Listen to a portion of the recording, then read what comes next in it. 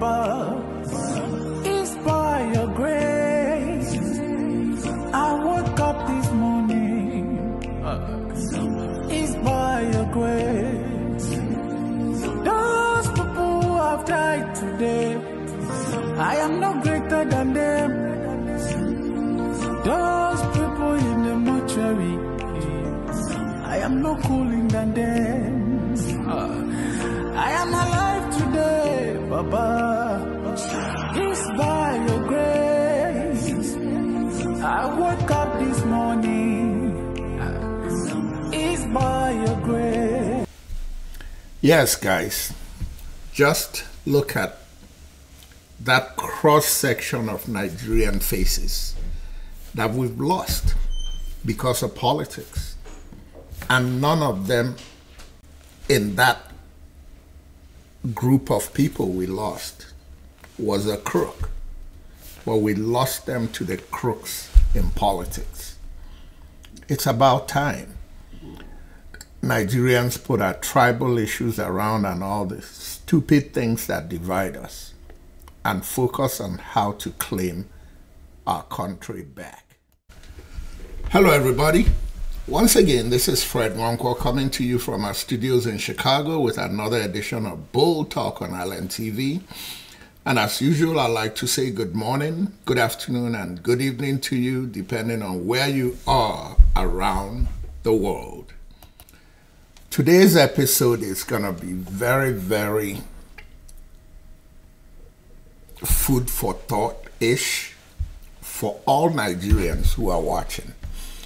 Because in the almost 2 months that Bola Ahmed Tinubu has been sitting in as the president of Nigeria, we have all kinds of crazy announcements being made. As usual, he's very good with sound bites, and some of them come out crazy but make you feel like, well, let's see what happens. But the reality is that it's time for Nigerians to really soul search from east to west, north to south. The fact is that we brought somebody to limelight in Nigeria whose antecedents never showed us that he'll be any different from what he has become. Starting in 1999, when he became governor of Lagos State, the facts are there that Gani Fawahimi raised all kinds of red flags about the character of this man that was about being dumped on Lagosians as their governor. He raised issues about his fake certificates. Gani Fawahimi did. He raised issues about his drug indictment and so many other things. But like in Nigeria, money talks. The man came into politics with a lot of money. But we all know what the source of that money is. But the money shut everything up, including the churchgoers, the elders that are supposed to counsel us. Everybody was singing his praises. Then he became governor of Lagos. Today, there's a lot of questions about his source of wealth. We already know the question about drugs, but there are questions about all the property he acquired in Lagos and how those things, whether there was due process or not. There's questions about his connections to the tax scheme in Lagos, and there was never any serious investigation. My point is simple. You get what you pay for. How can we now be questioning what's going on since he became president? With a person with that kind of track record, are we surprised that he surrounds himself with the trash that he surrounds himself with, from the legislature to the cabinet to everything around him? No, that's not surprising. What's surprising is that we allowed somebody like that to go to Asharok to sit in the office of the president of Nigeria. What did Bola Ahmed Tinubu do about Chibok girls? What did Bola Ahmed Tinubu say about the beating up of voters in Lagos? What did any of these cronies around Bola Ahmed Tinubu say about the killing in Enugu of the candidate for governor or for Senate? What did they say about Funshaw Williams? Does any of them care? Where do they stand on Delegiwa? Has any real investigation been done? What do they say about Chike Akonyele? Idiagmo was mysteriously killed. Has there been any real investigation? Harry Marshall was killed in his house in Abuja. Any investigation? The Attorney General of Nigeria was killed in broad daylight. Have we had any serious investigation about the killing of the Attorney General of our country? And you have hope that these cronies in Abuja will rescue Nigeria from the hell we're going through? We must stop fooling ourselves. All we think about is tribe, tribe, tribe. And I'll hit the nail on the head. As a Yoruba person who criticizes me for critiquing Bola Ahmed Tinubu, not criticizing Yoruba people, what has Bola Ahmed Tinubu done for you besides bringing you shame as your son, a significant son who was involved in drug dealing, who is involved in all kinds of shady deals in Lagos? We got to start thinking. Tribe doesn't work. Igbo say Nkanyi, Yoruba say Tiwa ni Tiwa. No. A bad child is a bad child. Tiwa ki she Tiwa. Nkanya bro Nkanyi. We have to get the best people, regardless of what tribe they come from. I think it's time to revisit our old national anthem and the words of that national anthem, and the coincidence that the last time Nigerians worked towards nationality was when we sang that national anthem at occasions. And since we came up with this devil may care thing in the name of our national anthem that has no meaning whatsoever, we threw national unity in the garbage, and everything became about greed, corruption, and stupidity in tribal allegiance. Nigeria, we hail thee, our own dear native land. Though tribe and tongue may differ, in brotherhood we stand. Nigerians old and proud to serve our sovereign fatherland. Our flag shall be a symbol that truth and justice reign. In peace or battle honored, and this we count as gain. To hang on to our children a banner without stain. O God of all creation, grant this our one request. Help us to build a nation where no man is oppressed, and so with peace and plenty Nigeria may be blessed. Even though much of it wasn't very clear.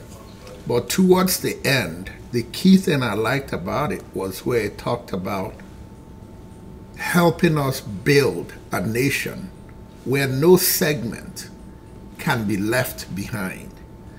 That's the only way we can live in peace. That's the only way we could stop crime, is to create harmony among Nigerians. And I'm going to show you a segment next that is less than 3 minutes long. And it's an award-winning British movie. The entire movie is less than 3 minutes long. And it's an illustration of greed and how greedy people never find enough. They have to keep stealing and stealing and stealing. It's humorous if you like laughing at tomfoolery, but the message is that the greed can really doom a person. In this case, greed can doom Nigeria. Just take a look. It's less than 3 minutes long. This short movie is actually about a genius and creativity. And think about Nigeria's leaders. The most corrupt ones are some of the most brilliant people we have in Nigeria, regardless of how much education they have, whether it's barely primary school or whether it's a PhD. They are very intelligent, very creative, and this man here is working on a very significant invention. And with that invention, as you watch him going through it, he comes up with this product that, even though it seems solid, but when he put his hand through it, it becomes open and he can put his hand into a vending machine and grab whatever he wants without paying for it. Does it remind you of Nigerians taking where you don't sow, reaping where you don't sow?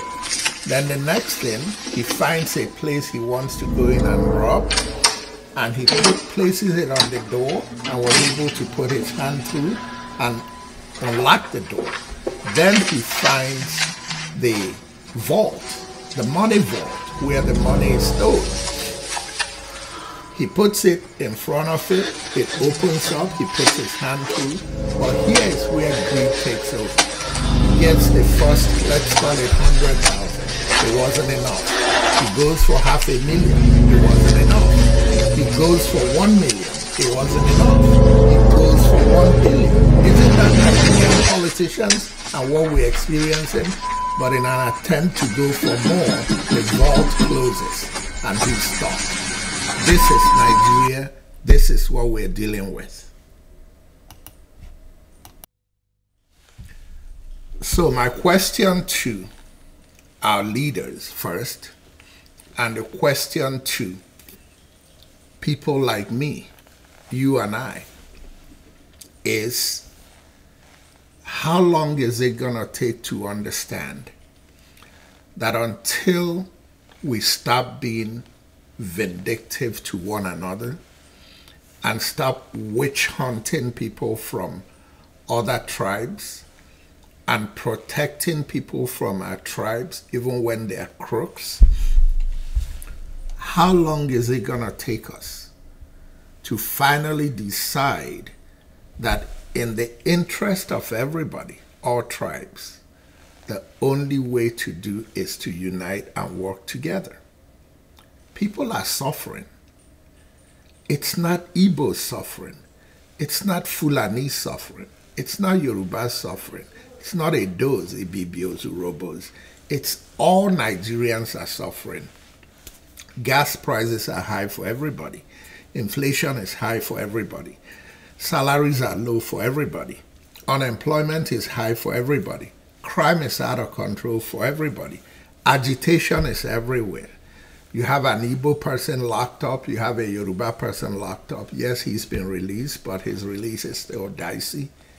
When can we work together and stop the suffering?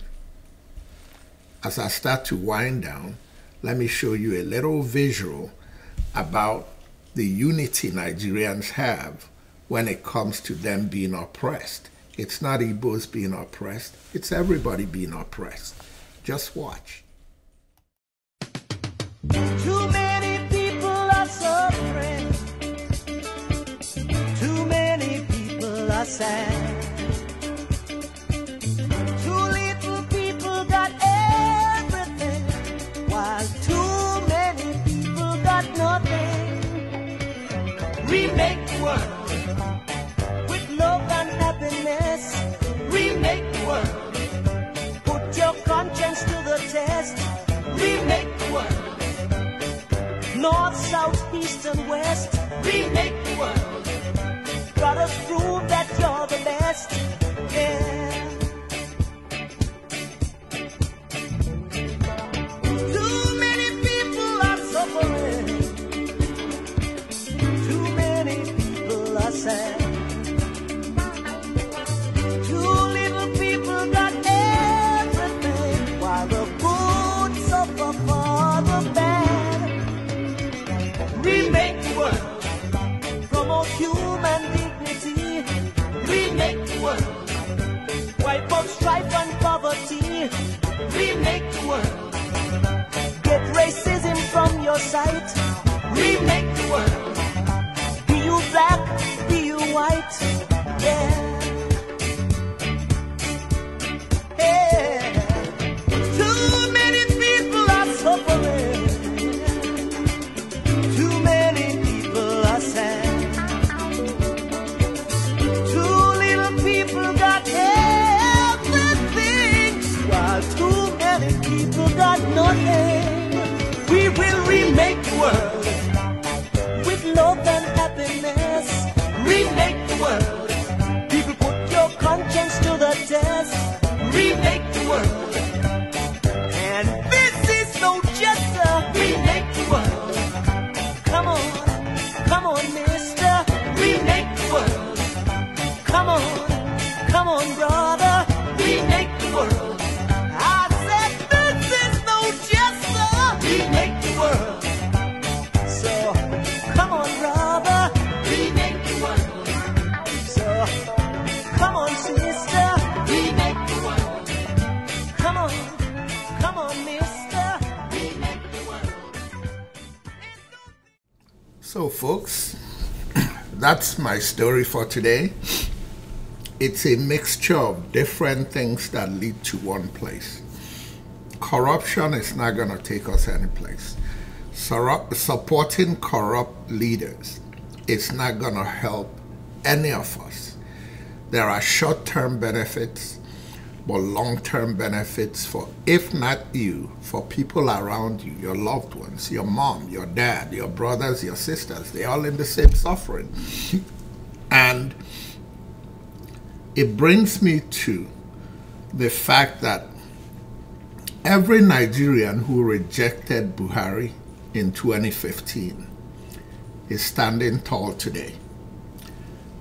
Every Nigerian who rejected Buhari in 2019 is standing tall today. Every Nigerian who supported Buhari in 2015 and 2019, the ones who are truthful to themselves have openly said they regret it. The ones who are fooling themselves are walking around with their tails between their legs. Now we have a cabal that stole a legitimate election from Nigerians and forced their way into Asha. And for all those people who felt that they were supporting this guy so they could get things, his ministerial list is out, and his legislative people he supported have taken hold of power in the legislative branch. My question to the Ojikalos is, where do you stand in Mr. Tinubu's administration?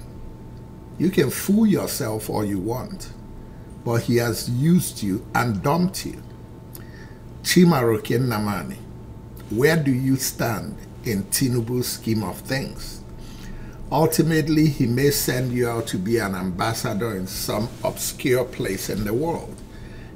It's a way of telling you you are irrelevant, and until you speak truth to power, you're gonna keep fooling yourselves. Not just the big honchos, but also the small ones that get crumbs.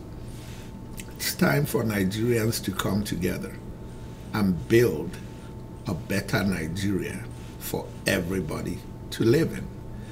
Ladies and gentlemen, once again, this is Fred Mwanko coming to you from our studios in Chicago with another edition of Bull Talk on LNTV. And until next time, good night and God bless.